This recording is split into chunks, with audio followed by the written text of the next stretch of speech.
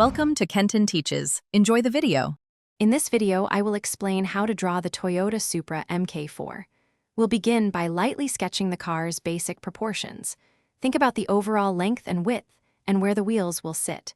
Use simple shapes like rectangles and ovals to block out the main body and wheel wells. This initial step is all about getting the general outline right before adding details. Don't press too hard. These are just guidelines. Now, let's refine those initial shapes into the Supra's distinctive body. Focus on the smooth, flowing lines that define its sporty appearance.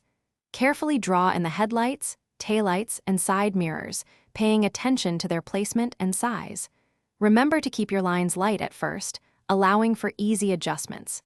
This stage brings the car to life with its unique features. Next, we'll tackle the wheels and tires, which are crucial for any car drawing. Start with perfect circles for the wheels, then add the thickness of the tires.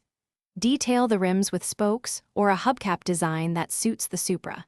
If visible, lightly sketch in some interior elements like the dashboard or seats.